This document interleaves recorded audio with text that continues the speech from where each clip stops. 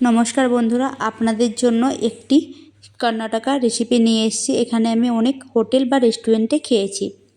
এই সবজিটার নাম চৌচল পরিয়াল। প্রথমে সবজিটাকে চৌকো চৌকো করে কেটে নিয়েছি। গরম জলে কিছুক্ষণ আগে বসিয়ে সবজিটাকে সিদ্ধ করতে বসিয়ে দেব পরিমাণ মতো নুন দিয়ে। এবারে দেখে নেব ওটা বানানোর জন্য কী কী লাগবে। লাগবে পেঁয়াজ কুচি, লঙ্কা কুচি, কারি পাতা, নারকেল কুড়োনো। লাগবে কালো সর্ষে, ছোলার ডাল, বিউলির ডাল।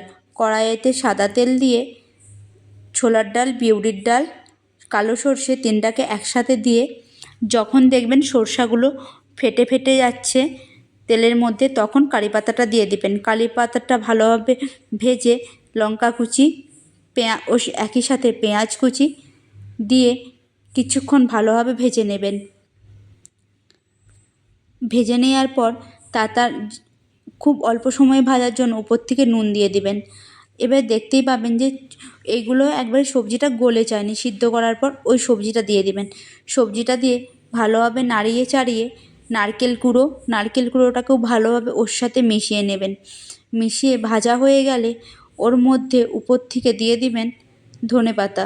ধনেপাতাগুলোকে ভালোভাবে মিশিয়ে নেবেন ওর মধ্যে, এবং আমাদের তৈরি হয়ে গেল সুস্বাদু কর্ণাটকার চৌচৌ পরিয়ালের সবজি। যদি আপনাদের ভিডিওটি ভালো লাগে সাবস্ক্রাইব কিংবা ফলো করে দিবেন। ধন্যবাদ।